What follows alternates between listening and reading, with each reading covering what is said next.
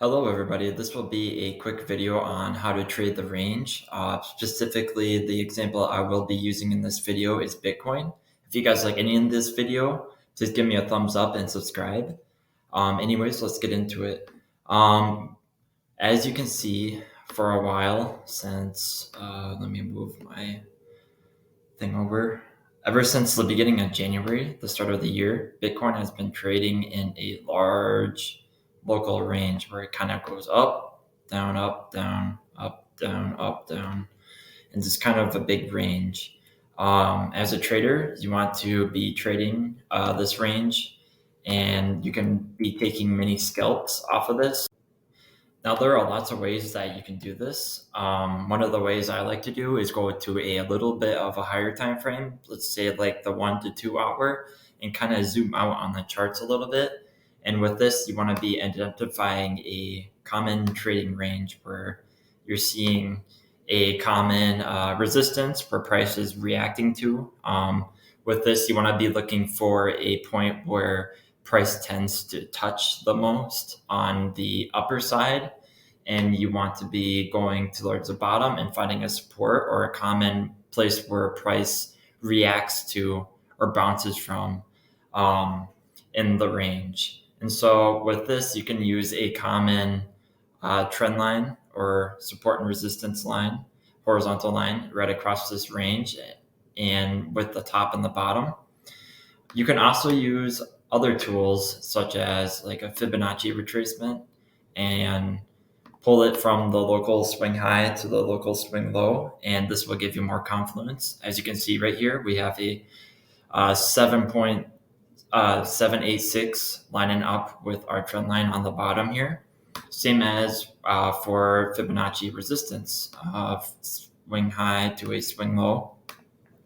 And here you can kind of see where we have a golden pocket, the 618 and 615, and the 786 kind of lining up with our top trend line here.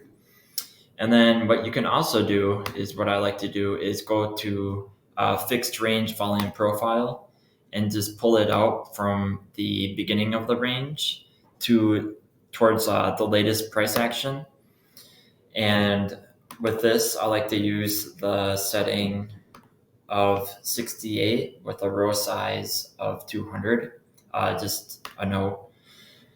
And with this, you look for more areas of confluence. For example, where price is most commonly traded. So it's this blue area you want to be looking at. You will find more confluence. For example, this difference right here, you can put a line right there and see that you're having more confluence on a resistance to the upside. Along with the downside too, if I put a value area low, it's called, it is lining up nicely with my golden pocket that I drew right here. Another thing too is you want to point out the point of control. This is a common place in the range where price is traded the most and it has the most volume per se. And so this can be very useful in identifying support and resistances. Another thing I like to look at too is the wicks. If I just pull up my magnet tool and I go to horizontal line again, you can mark out the wicks of the local highest point and the lowest point. And so I like to do this too. Let me mark out the highest point too. And with this, I kind of like to organize it a little bit more. So I'll write down wick, and then I'll just copy and paste the coordinates in. Same with the bottom. Let me do this real quick.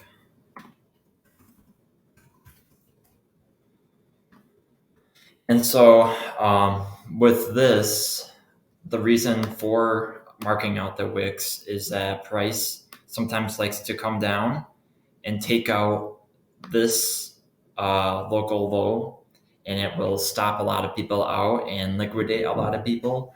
It's just something that I've noticed being a trader, along with to the upside where price likes to come up a little bit more, take out this local high, and then come back down and trade back into the range, whatever. A good rule of thumb too is that when price is coming above your value area high, your value area high is this change in color in your volume profile. When it's coming above the value area high, you want to be looking for shorts. And when price is coming below the value area low, you want to be looking for longs.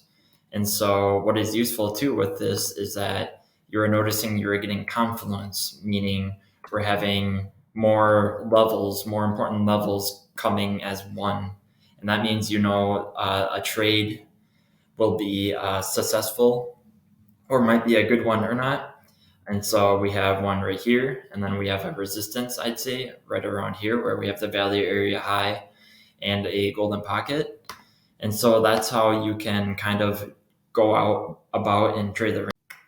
Now, once you have your levels marked, in this example, we have a clear resistance right above us around here and a local support right around here, along with another local support right around here. And so what you can do is go down to lower time frames and be looking for divergences. Specifically, when you're looking for shorts, you want to be looking for bearish divergences.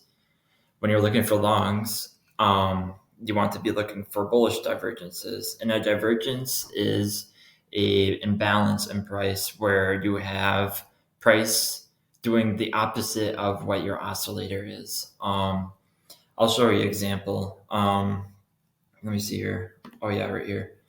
Right here. Let me turn on my trend line. Right here, we had price making lower lows as our momentum indicator. We're making higher highs. And so this is like an imbalance, and this is called a bullish divergence. And so you would have probably took a long right there and done pretty well in it. And so with this, I like to use the 12-minute time frame, 6-minute time frame, and sometimes the 3-minute time frame. Usually I don't get too comfy with the 3-minute time frame if it's only showing divergences on the 3-minute time frame. I get comfortable when I see divergences on the 6-minute, 3-minute, and the 1-minute. And I get real comfortable and know it'll be a bigger move once I get a divergence showing on the 12-minute and down. And so with this, what you want to be looking for is kind of price coming up to a level that we have marked out on our chart, right? And so I guess with this right here, we had price coming down onto our support line, and we also had price making lower lows, and our oscillator was showing a divergence. Not the best example, but what you want to be looking for is divergences showing up on the 6-minute and down. And then if you want a better move per se or a better trade, you want to be looking for divergences on the 12-minute and down. An example of a divergence or something that I would take when trading the range is if price were to come down and kind of swoop up, and then I'd see my oscillators kind of doing this where it's making lower lows or a lower high in this case as price is making a lower low. And so I am on the 6-minute and kind of zoom in here so I can kind of see more. I want to see my money flow indicator moving in the direction where I want price to. And so it may be unclear on the 12-minute or 6-minute. That's why you need to go down to your other time frames and look for the same thing.